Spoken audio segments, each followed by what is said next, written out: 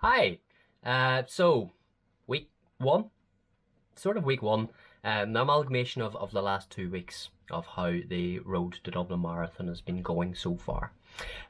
So thanks very much for the positive feedback from the introduction. And it'll be interesting to sort of follow on this journey with a few others who are doing Dublin Marathon, a few that I'm coaching as well. Give them an insight to sort of my thought process and why some sessions are set the way they are and what the outcome of the sessions is there to achieve as well. So I'm not too sure how this video will work out. I've got a few sort of videos that I took throughout the last week that I'll try and intersperse into this here. I'm actually not very good at editing videos together, so it may not work at all, which will make this introduction a wee bit pointless. But we'll see. There was a few points where I was out running yesterday doing my long run and thought I was taking lovely videos, but unfortunately I was taking a photo of the ground instead of the but that just goes to show you. Hopefully over the next 15-16 weeks these videos start to get a little bit better with the content and the way they're produced. But ideally it's all about the content and something that I can look back on at the end of the 4 months in October to see how things have been progressing. So, week one, I sort of alluded to week one, which was sort of previously, not last week, but the week before, coming back from an injury, taking runs fairly easily, with only one speed session. Last week, week beginning the 11th of July, was the first proper introduction to the plan. So I have my plan pretty much written out, and the progression of the plan over the 4 months or the 16-17 weeks as well, and it's set up in a way that will increase not just the intensities but also the distance, both of the runs that are completed as well as the weekly accumulated miles as well.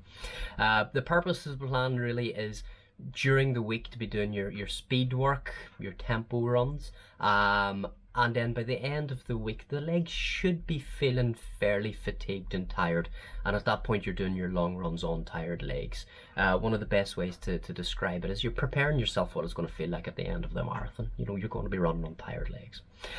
So a review of last week. How did it go? Monday I took off. I needed a bit of a rest, so that was grand. Tuesday morning, I decided that there was a race on here in Mid-Ulster called Run and Carn, or Rehab and Carn, on the 12th of July. So it's a 5k run up and down a mountain here locally.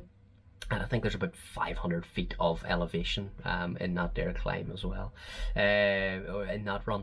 So yeah, it starts off just at Carn Tahar up at a place called Cotter's Row, and you go up a sort of up the road section for about a third of a mile.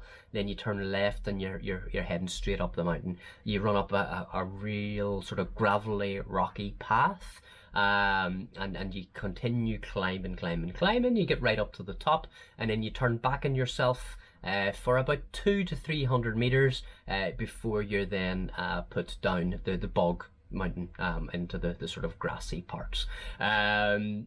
A real test for the Achilles. As I mentioned in the intro, I'm entering this marathon block coming through with a very, very tight Achilles, sore calf from injuring it at the long run that I done in the middle of June. So this is the first real test for introducing a proper hill into the race, into the training. So why not do it as a race? I done this race about 8 years ago. It was my first ever mountain run, and I've never had a chance to go back at it, so it was nice to go back to it. And you know, the plan was take it up nice and steady, run up the hill nice and steady, which I did. A couple of walk breaks whenever the gradient got a wee bit too much, and whenever I got to the top and coming down the hill, do you know what, I was wearing the Scott mountain trail shoes, or the fell running shoes, sorry. They are so good, so grippy coming down. I was able just to open up the legs and go for it. Thankfully, no issues with the Achilles, no tight spots, no sort of rolling over the ankle. So the rehab and recovery has been working well. So that was Tuesday's run. Wednesday I was off work still, but you know, taking things nice and easy. The Achilles had sort of started to feel a little bit sort of hot wee bit sore to touch as well. So instead of running outdoors, I just did an indoor run. And it was a nice, simple, easy, on the treadmill, looking at the heart rate, keeping it nice and steady. And I think it was 3 miles. 3 miles done, dusted, very, very straightforward. So that was Wednesday. Thursday was the first time I got up early for a run, and I knew that the heat was starting to pick up here in Northern Ireland, and I wanted to get out early beforehand because it was a tempo session that I was looking to do, and tempo in the heat just doesn't feel great.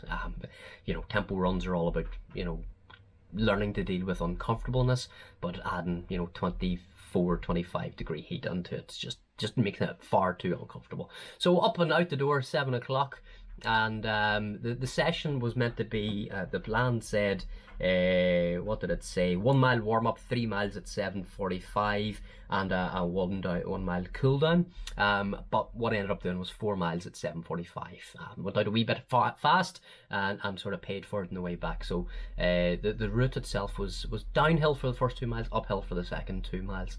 Not the smartest idea I had, but every single mile was done, at tempo effort, and the average pace was 7:43. So goal achieved. Friday's run was back onto the treadmill, taking it easy, wearing my heart rate strap, just keeping an eye on that there, keeping it in zone 1 for this run, so it was very, very easy recovery run after the tempo. And you know what, I preach this to everybody I coach.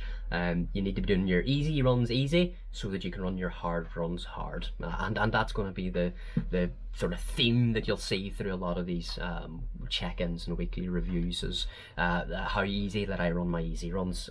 So that 6 miles was done at zone 1. It was 9:11 average. It felt slower. It was good, but it felt great. And then on Saturday it was a park run. So I was off on the Saturday morning. Had the time to go for the park run. So I headed over to the Derrynoid park run, which is just outside Draperstown. Very, very good park run. Very welcoming crowd. The volunteers are fantastic. The course itself is lovely. It's a trail run on sort of gravelly paths. 3 loops of the forest. GPS always messes up for me on this here, so you never really know what pace you're running. You're going more by effort, and it's the first time I've been here since April, so I wanted to give it a good push just to see where I was at, see how much pace that I've lost, or how much more effort it was going to take. So I went out, just as I usually do, quite hard, and tried to hold on, and my finish time on Friday for the park run was 22 minutes 22 seconds, and I was back here in April, and it was 22:06. So effectively I've lost 5 seconds a mile, which I'm very happy with. Felt very comfortable in terms of the Achilles and the calf, and didn't feel like they were pinching or sore at all. I had a 2 mile warm up beforehand, a 1 mile cool down afterwards, all at a lovely leisurely pace, and yeah, it felt really good. Good to be back out running park runs. Park run times 22 minutes seems to be my sort of average. Looking through the 5k runner app, since I've got COVID back in February there, I haven't been really able to break the 22-minute mark. I get that at 21:59, but what's a second. So the goal, it'll be interesting to see over the next few months how that time progresses without actually training for a 5k. I know previously when I've done marathon training blocks, the 5k time, 10k time has automatically improved, just because you're doing the consistent training. You're following the plan in a good structure, and naturally the paces should drop off there if you're training smartly. Yesterday's run, I'll try and add some videos from yesterday's run into this point here. See if it works. If it doesn't, we'll try again next week. But yesterday it was really hot, and I'd wanted to get out early, but my son, he wanted to do junior park run, and when he wants to run, I'm happy enough to take him along. It's not often that he agrees to it. So Macrofelt junior park run, I was there, done the warm up for it, and great to see so many children out, enjoying the run. But it did mean then a late start on a very warm day for me. I headed out from a run at 11 o'clock. I had 11 miles planned, and the plan was just to take it easy, steady running. And you know, with the heat as hot as it was really all about just keeping the effort as consistent as possible. So not so much worrying about the pace. I had effectively thought it would sort of between 9 and 9:30 pace, and the average pace that I ended up doing was 9:28. But because I was running in heart rate zone 2, the mile, or the pace over each mile, dropped off, but never once did I feel like I was actually working hard, because I was just working within my own fitness, within my own effort level, within the zone 2 for myself. So keeping it in around that 156, 157. If you do get a chance, you can check my Strava. I'll link my Strava in the comments, so if anybody does want to follow me, they can look at it and see the training that's happened. But yeah, it was a good run. Do you know what? I was wearing a backpack with water, and because I was running at the right effort level, I never once took a drop of water on board, even with the hills and the heat that was on there. And there was no walking either. I was able to run the whole thing as well. So all in all, it was a very, very good run. So it was 11 miles, worked out at 9:29 pace, I think it says here, but I say zone 2, felt very good. So the weekly accumulated miles for last week was 34.3. When you compare that to the week before, 28.1, and the week before that was 0 miles. We've got a nice progression there. We're jumping the miles up nicely. The average heart rate for all those runs was 79% as well.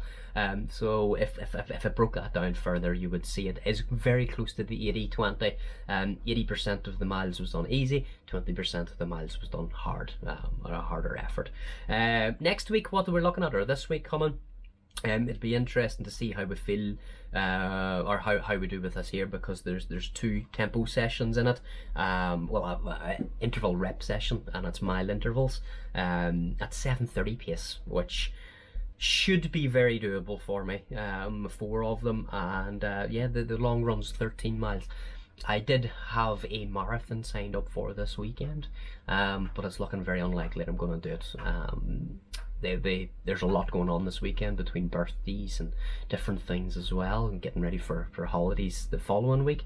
But I just don't want to hurt myself. I don't want to push the limits. I really want to take this marathon training block as serious as possible, and that means, you know, sticking to the plan as rigidly as I can, but you know, doing as few races as possible as well, and keeping the keg sort of dry, keeping the powder dry in the keg, so that we're primed ourselves for Dublin. So guys, look, as I said, got good positive feedback in the intro. I'll try to upload every week, if not a bit quicker, or a wee bit more often. It depends how good this editing goes. If it doesn't go too well, I'll try and get maybe some shorter videos done after sessions and key sessions there. But like, guys, if you have any questions or queries with regards to your own training, or if you are training for Dublin yourself, let me know in the comments. Let me know how things are going as well. It'd be really good to hold each other accountable as well. All right, thank you very much for watching. Bye bye.